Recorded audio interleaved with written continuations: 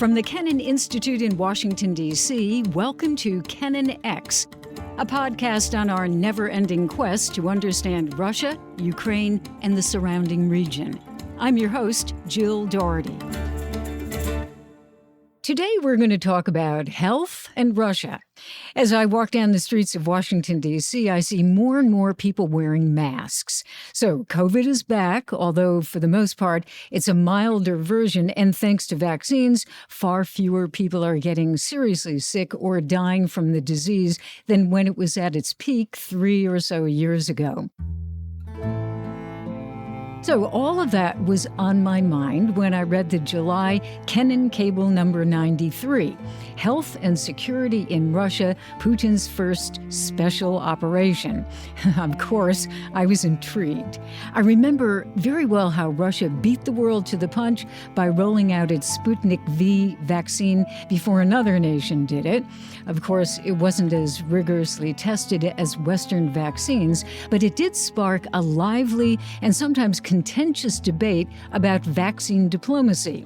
And that led me to thoughts about national security and public health. And finally, that led me to Nataliya Shok. She is the author of that Kennan Cable. And I'm very happy to say that she's my guest today on Kennan X. Nataliya Shok is adjunct associate professor at Georgetown University School of Medicine and a public policy fellow at the Kennan Institute, both here in Washington, D.C. Welcome, Nataliya, and sorry for that long introduction. Hello, Jill. Thank you for having me on Kennan X. Great. Well, I think this is going to be a very interesting discussion. Part of this I knew, and then when we started talking, I thought, ooh, there are aspects of this that I did not know. So you have a unique view of the issue. You have experience here in the U.S., as we just said, and then you have that career in Russia. You were actually principal investigator at the Russia Science Foundation in Moscow, and then also in Nizhny Novgorod. You led research development and administration for an interdisciplinary scientific project on bioethics and the history of medicine. So in the Kennan Cable, you begin with a quote from Vladimir Putin in his February interview with, of all people, Tucker Carlson. You said, Putin, and this is a quote, raised concerns about the existential threat scientific and technological advances in genetics pose to humanity. And he actually went on to compare that to nuclear weapons. So that's what we're going to talk about today, public health, state security.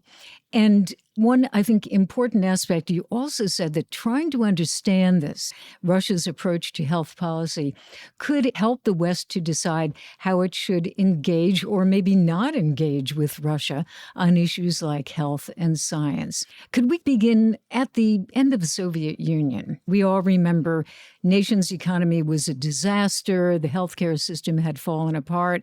So the authorities, you say, saw an urgent need for a different approach because they no longer had that centralized control of the Soviet system. So could we start there? Yeah, sure. Definitely. I love bringing history into the modern conversation, specifically when it comes to health and security. And to me, health is very unique research tool you can use and utilize. So it can create a very different perspective on what is going on now, and it can help to bring different parts of our common international history into the modern conversation to be sure that you understand better the behavior of countries like Russia. And I agree with you. It's very important to start early in 90s. And as you pointed, and I tried to make it clear in my Kennan Cable, of course, Russia was concerned about the national security, but there were different groups of people. First of all, there were groups of epidemiologists and public health people. They were really concerned with the growing tension that started happening in demographics in Russia and in public health, because after the USSR collapsed, borders were different. It means that Russia didn't have the same borders as it used to have as a Soviet Union. So it used to have a wider, broader territory, and now Russia had to control the perimeter that used to be without any control, with Kazakhstan, Ukraine, Belarus, different countries that have become independent. Also, the tourism started to grow. It was a closed country, so people started going for pilgrimage. For example, that was the case how cholera epidemic in Dagestan started.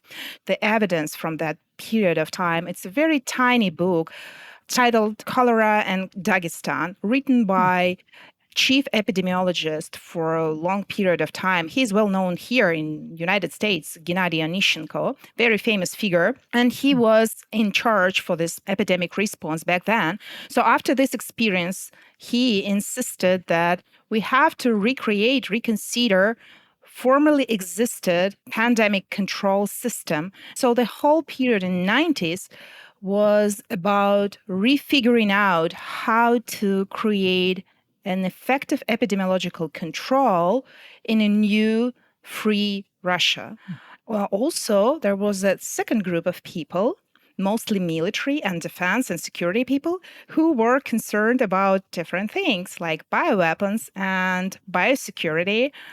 And they were constantly talking about the need to reinvent the national security strategy that was not anymore existing in the bipolar world. So the number of threats started to grow.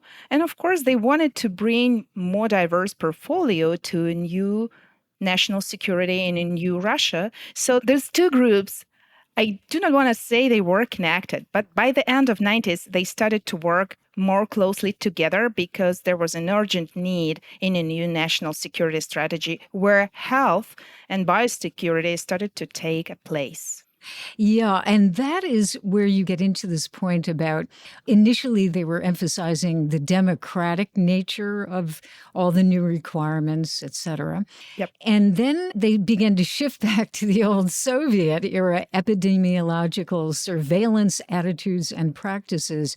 And I actually underlined what you said, as during the Tsarist and Soviet eras, the state was to take precedence over the individual. So tell me about that. Yeah, that's interesting. I love history of medicine. It's not super popular in the United States as a field of study, but it's extremely popular in Europe, and it used to be quite popular in Russia. Unfortunately, the history of medicine is when physicians mostly write about physicians for physicians. So it's kind of a boring thing to read and go through. So it's very difficult. They use their very specific language. So I'm very used to it, but not like an average person can read it. So my focus was on the social dimension of the history of medicine. And the social dimension means that how medicine was connected to other state directions of policy and how physicians operated. And what was interesting about the Soviet experience in epidemiological surveillance, even though epidemiology and sanitary medicine and epidemiological surveillance was a part of Ministry of Health, which was civil in nature, so public health something, they, since early 70s, obtained an independent funding, and they constantly worked more closely with military physicians, including epidemiologists, and also they had a very independent funding, and they were independent in terms of how to create the quarantines and the type of protection for the population, their own policies. So they were subordinated to Ministry of Health on one hand, legally, officially, publicly. But in practice, they were extremely powerful in managing situation when it comes to the risk of pandemic or any sort of infection disease outbreak. So we saw it very clearly. This exercise was so colorful when COVID-19 hit Russia. Maybe you didn't notice this because it was almost impossible to understand what is really going on inside Russia. But I've spent the whole pandemic there before I came here as a George Kennan Fellow in 2022. So I was able to witness everything that was going on. So just in one day, the main and the most important person in Russia was the chief sanitary physician, the main epidemiologist of country, Anna Popova. She started ruling everything, every ministry, the borders, the rules for, like, if you wanted to cross the regional borders within the country, not like the borders with other countries. Of course, they were blocked and closed, but even the borders between regions in Russia, the rules were determined by the chief sanitary physician, not military, not Ministry of Interior Affairs, not police, not governors, not Putin, nobody, just chief sanitary physician. Wow. She was the head of the pandemic response on one hand, but basically all state agencies were subordinated to her orders and decrees. That was enormous. Could I jump in? Because I actually thought that what you were going to say is, and she was subordinated to the security agencies, because you have that amazing phrase in your paper saying the reform was described in the press at the time as a special operation, a blitz reform, a key step in the construction of President Putin's famous vertical of power. So wasn't she part of that system? Wasn't she subordinated to the security people? Yes and no. It was interesting. You know what happened? There was a different decree that was published just when pandemic started. So every security agency in Russia, they have their own medical system, sort of like medical facility, and their own epidemiologists. And all those epidemiological teams in those security agencies were subordinated independently to Anna Popova, to chief sanitary physician.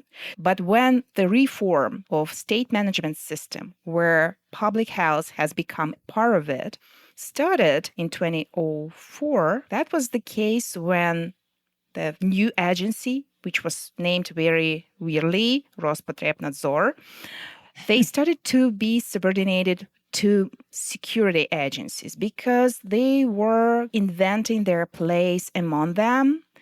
And the head of this agency was, again, Gennady Onishchenko, whose career started in Soviet Union, of course, and he was the chief of the Department of Rare Infection and Extremely Dangerous Infection Diseases in the Soviet Union Ministry of Health. So he has already known, by the time he was appointed as the chief of a new agency, how to work together with security agencies and military agencies, and what should epidemiological surveillance look like if you want to subordinate public health to security needs. You know, it's back to the USSR. Absolutely. They even hired the same person.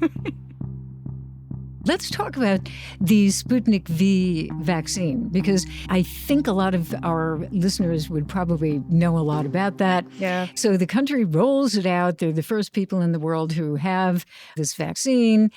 And the point that I found very interesting, you were saying that really it is a mechanism for showcasing Russia's approach to competition between great powers during a health crisis. It's kind of like PR in a way for Russia, the way Sputnik, the satellite, played back in the 1950s. And it actually scored some points in the global south. So run us through a little bit of how the government looked at the Sputnik V and what they were trying to accomplish, not only save lives, but with their foreign policy. Oh, Jill, thank you for a great question, because when I started my fellowship here in the Wilson Center, I started a little bit later than I expected to start, because it took me almost 1.5 years to get here because of lockdowns and different restrictions regarding vaccines.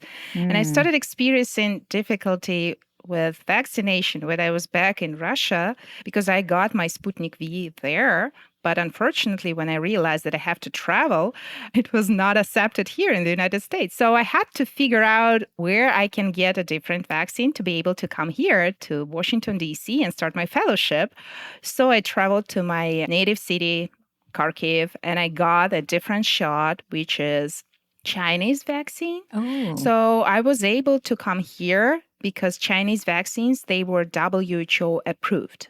So even back then, I realized how interesting vaccines are interwoven with the humans' lives, not in terms of saving their lives, but determining the way how this particular person can manage their lives, specifically traveling and, of course, getting any promotional career developments like I expected myself to be in Washington, D.C., and making my research here. So going back to the Russian approach, it was very nuanced and it evolved. So when they just announced, do you remember, it was August 2020, Putin himself announced, so we are first who created the COVID-19 vaccine. He was so excited. So immediately everything started to move faster around him.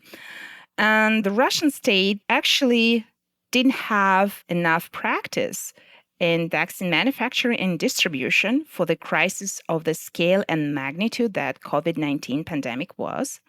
So when he announced and said, we are able to save the whole world, basically, maybe a little bit later, Russian government realized that they do not have enough capacity to even produce these vaccines for themselves and also to ship them abroad. This strategy evolved, and very interestingly, it was not like Russia had the vaccine diplomacy strategy from the scratch. So interestingly, I think it happened in late 2020, early 2021, when they realized there is no way to get a WHO approval because first they violated certain regulations when they just started the first stage of clinical trial in vaccine, on Sputnik vaccine. Then, when they accidentally suddenly stopped the third stage of clinical trial of Sputnik V vaccine, so basically saying we already started the national vaccination campaign, we do not need to continue this. So, of course, the international community have become alerted about that. So the Russian state, when they started approaching WHO, they realized that they will potentially never get the approval. So what they made of it, they started to approach in countries bilaterally. So here, when I just started my fellowship, as they mentioned in the beginning, I saw a lot of publications saying that Russian vaccine diplomacy was actually a failure because they violated regulations, because they didn't get WHO approval. But I started questioning this common vision on this situation with COVID-19 vaccine produced in Russia, because on Russian side, it was not a failure. First, they were not able to create as many vaccines as were needed, and that would enable them to join COVAX, for example, and distribute it through these international partnerships. They were only able to produce some vaccines for themselves and probably for neighboring countries like Kazakhstan or Belarus or whatever. They started to explore the different routes. By that, I mean that they started approaching countries bilaterally, offering them not as shipments of ready product, they offered them a technological transfer, which means they basically said, we will share our technology with you, but please use your own facilities. We will send you some professionals, we will send you some technological advisors, but please do produce it yourself. I see. I didn't realize that. Okay. So unfortunately, we cannot just say how many real projects occurred after that. Officially, the website says that they sent this way or another, they send their vaccine to more than 70 countries. Maybe this is true, but the most important part of it was the political gain. It was not about global health, public good. It was more about the political gain that Russia took of it. Mainly, I would like to say that while Western countries were so selfish, and we all know about vaccine nationalism and those tendencies, Russia tried to showcase a very different approach, very friendly, offering anybody anything that was related to vaccines. So basically, they were not so protective towards the patents or whatever. They were not interested in that, as well as they were not interested in pursuing WHO approval, because they realized that it's much easier to make a deal with a particular country and get an access into their market and get an access to the global health powers club, maybe, let me put it that way. So they realized that there is no need to follow the international rules. And I think this is the scariest part of this lesson. And this is something that is very hidden from a conventional vision of what is global health about. So we have a shared risk, and we have to respond to this risk together, making agreements. But Russia realized that there is no way for her to fit those regulations, and Russia started to create an alternative for itself and for those who were willing to join this alternative path of COVID-19 response in their own countries. It sounds like their general foreign policy. Yeah, absolutely. So the point is that when you use health, you can see the very unusual side of a foreign policy. And sometimes you can see and predict what can happen in different parts of the foreign policy. Let's say climate.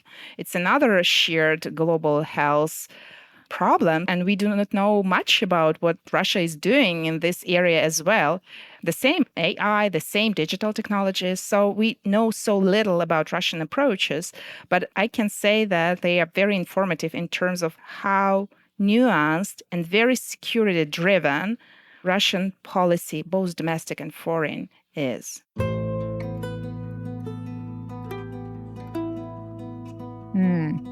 I want to ask probably the final question about understanding what Russia is actually doing and how it views public health. But I have one quick question before that. How or has the full-scale invasion of Ukraine actually affected Russia's public health policy? Yeah, it's a great question because when the invasion started, I was already here being on the fellowship. And of course, I do have a lot of colleagues there who are physicians. And I started asking them. And at the beginning of the invasion, they were all terrified because they were scared about the lack of medical supplies because of different terms of sanctions, policies, even though health for them were not covered by sanctions. So pharmaceuticals and different types of medical equipment, they are not sanctioned. But the logistics now is different, and the difference started to grow back with the invasion started. And of course, we can see in the rhetoric and political rhetoric that the public health is focusing on, first, demographics. We need more children to get in Russia, so we need more people because of the demographic crisis. And the second point is, I don't want to say it's just started with the invasion. It started in 2021 when Russia revised national security strategy. Basically, they replaced terms related to regular public health things like cardiovascular diseases, respiratory diseases, tuberculosis, with terms like biothreats, biosecurity risks, and whatsoever. So basically what happened in 2021 amidst COVID-19, they only enlarged it when the invasion started. So the whole conversation right now is more about biosecurity threats and prevention of the new infectious diseases. So it's less about, unfortunately, non-communicable diseases. And I must say that physicians right now, I think they feel that the landscape has changed. And in your article, you do mention a central command unit and special forces. Yeah. And that obviously intrigues me. You say the Russian Global Pandemic Center, is that an official title, will coordinate biological laboratories in strategically important regions, namely Africa, Southeast Asia, and South America. What is going on here? Are they creating or coordinating laboratories in those areas? Yeah, that's interesting. And thank you, Jill, for this question, because we know that foreign policy often is an extension of domestic policy. And this example is exactly about this. So in 2021, Russian President Vladimir Putin announced that he doesn't want to see the next pandemic with lockdowns. He wants to see the next pandemic response without any lockdown. So he announced the Sanitary Shield program, basically aimed to protect Russian territory from any new viruses or infectious diseases based on checkpoints, laboratories. In 2021, he announced it as a domestic policy tool. But in 2023, when I started exploring the foreign policy changes that Russia made in March 2023, I was interested in how they redefined the whole initiative President Putin announced in 2021. They created a more global scope for this initiative. They started developing relationships drawing on COVID-19 lessons. So the same way they approached vaccine diplomacy, the same way they started using security sanitary shield project. They started approaching countries bilaterally, offering them, let's say, mobile biolaboratories. For example, countries like Burundi, like Uganda, like Venezuela or Nicaragua. So those countries received different help with medical equipment from Russia. And Russia started using this as the same way they used these channels during COVID-19. And interestingly, they started to announce a new, redesigned, revisited, revised sanitary shield program domestically. So basically, in 2 years, this program, which was started as a domestic program, evolved into the global initiative aimed to create a Russian networks of biolaboratories, teams on the places, and including special agreements with countries who are willing to be a part of this network, sort of like joining the Russian vision of pandemic preparedness. Because Russia right now, it's not a part of any global health security or any global health initiative except of WHO-led conversation on pandemic accord and UN-led bioweapon convention regulations. These are two initiatives where Russia is a part of, but others like CEPI or US-led Global Health Security Initiative, Russia is not a part of it. So Russia is creating, again, alternatives. This is really helpful in, I guess, the summation of what you were saying in that article, which is to help the West, the United States, understand how Russia views public health. And these are aspects that I have to admit I did not know about. And they're very interesting because I guess you'd have to say public health now is subordinated to strategic military and diplomatic objectives, that it's really a major part of their foreign policy. Is that correct? Yeah, it's correct, Jill. And the point I was trying to make was not saying, oh, hey, here is another way how Russia practices its securitized actions in a new domain like health. It was more about trying to bring very different, unusual part of Russian policy into the conversation about Russia. Because the more nuanced information is about Russia, the more detailed understanding what Russia is doing, not only domestically or in a particular region, but globally in different regions, the better prepared Western communities will be in their own negotiations with countries where Russia is proactive. So Russia creates prerequisites for its future policies using health, climate, pharmaceutical companies, new agents in foreign policy, new ways in approaching legal negotiations with international community. And we need to be more nuanced knowing what is going on.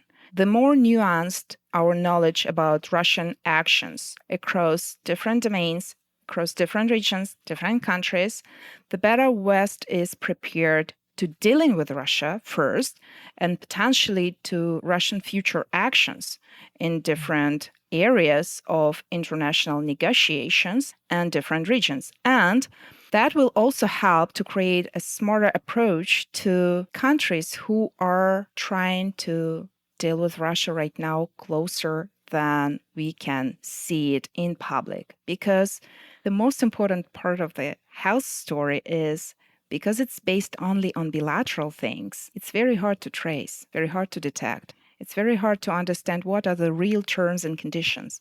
All bilateral actions are almost unknown. It's like a dark matter. You can only see a consequences of those interactions, but you don't know the terms and you don't know what are the real situation in relationships between them. And Russia is really interested in creating this volatile approach to its foreign policy and to its domestic policy as well. So I hope it's helpful. Oh, very. It was really a very interesting discussion. Thank you again, Nataliya Shok. Your work is extremely interesting, and we'll follow you both online and in some of the written reports that you have been doing. Thank you. Thank you so much, Jill. Kennan X is a product of the Kennan Institute at the Woodrow Wilson International Center for Scholars in Washington, D.C. It's the Wilson Center's oldest program, founded in 1974 by George F. Kennan, American statesman, James Billington, historian and former Librarian of Congress, and historian S. Frederick Starr. Inspired by them, the Kennan Institute's mission is to improve America's understanding of Russia and the wider region. Thanks for listening.